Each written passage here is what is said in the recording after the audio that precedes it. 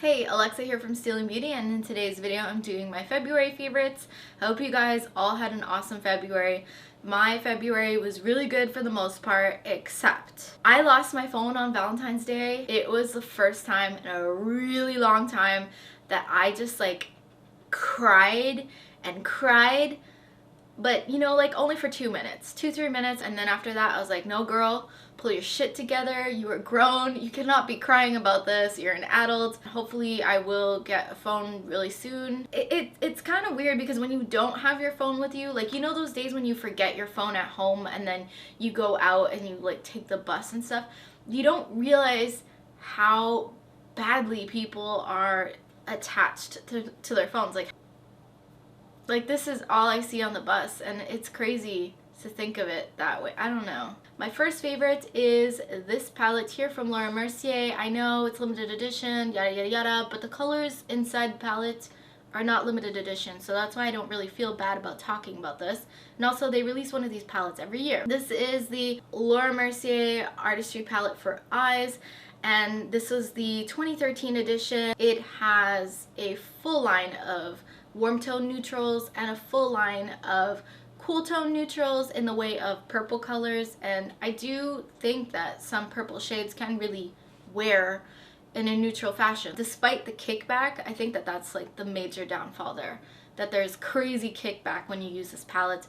But the eyeshadows are so blendable. They are extremely finely milled, very pigmented, and very creamy, kind of smooth eyeshadows. They're just awesome. I would recommend checking them out. They are worth the investment.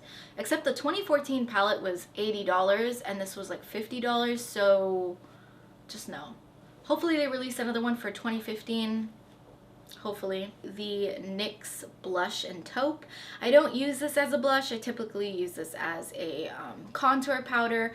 It's not like using your typical matte bronzer or your, NYC Sunny at all, in that it is cool toned and it suits my skin much better in the winter time because obviously I have not as much sun exposure. My skin is pretty pale right now this time of year. My next favorite is going to be the Makeup Forever HD foundation. And it's kind of funny that I'm saying this because for the longest time I was actually using the CoverGirl Ready Set Gorgeous, and then I've recently kind of switched back to this because my skin got a little pale, a little bit drier, so I don't want something so matte anymore. I really like using it with the Real Techniques buffing brush. I've done a video using this foundation with the Beauty Blender before, but I don't know, there's something about the buffing brush with liquid foundation, just kind of gives you that lighter layer, especially when you do circular motions. My next favorite is the Guerlain Meteorites powder. This is the one in medium or 3 medium, and it is the newer one.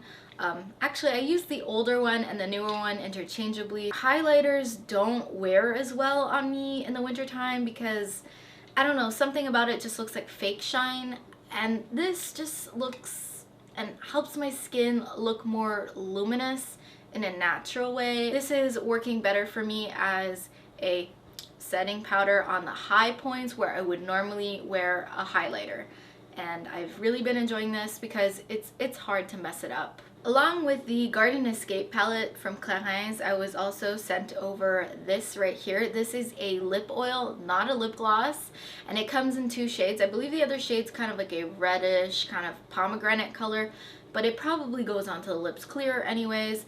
This one is in the shade Honey. This is their Instant Light Lip Comfort Oil, and I've been wearing this at night or anytime I'm not wearing any other product on my lip. It is a lip oil and it helps moisturize your lips. I do find that when I wake up in the morning after having put this on at night, my lips just feel rehydrated. My next favorite is another new product to me, the Misslyn Effect Top Coat, and it is the one in the shade 766 It Girl, I believe. Yes, It Girl. It is stunning. It's just so nice. I do have a picture of this up on my blog, a swatch picture, and I have a few other colors that I received to review. These nail polishes are readily available in Europe and very popular, and they're very on par with OPI and SE.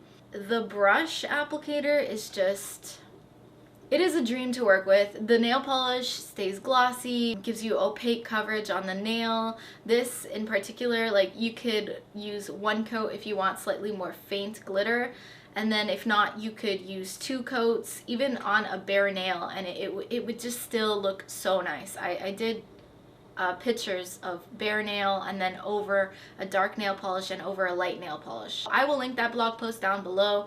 If you see these nail polishes, they are available at Shoppers Drug Mart in Canada, or Pharmaprix if you live in Quebec, and they are just so nice. Again, this month I've just been struggling so much with dry skin, so I have another 2 favorites, and I actually specifically like them together for my feet. I know, TMI. But this is the Moroccanoil hand cream, and I do use this on my hands as well. But I like mixing it with this oil. This is the Organic Aloe Nourishing Oil. I would have liked, you know, like a pump on top or something. I think a pump would have been perfect. So, you know, for the brand being kind of, you know, having a heftier price tag, I think they can afford to add a pump to the product. I would actually pay $1 or $2 more. I think it would be worth it as a consumer to have better packaging. But other than that, the product is absolutely awesome. I do mix it with my body lotion as well to help combat the winter dryness. And I do really like the Moroccanoil hand cream because of the way that it smells. It smells so awesome, feels luxurious against the skin. It does help keep your hands hydrated as well as your cuticles and your nails hydrated, which is really important in the winter time. And for a non-beauty fave, I have this candle here, which now looks disgusting, from Bath & Body Works. And this is the one in Rainforest Gardenia. The reason why I like this one so much is because it is so strong. I do not have to keep this lit more than 30 minutes, and the whole apartment smells. Granted, I live in a small apartment, but still, like, when my mom's coming home from work and I'm burning this candle, she says she can smell it from the hallway of our apartment complex, which is saying a lot about how our doors are not well insulated.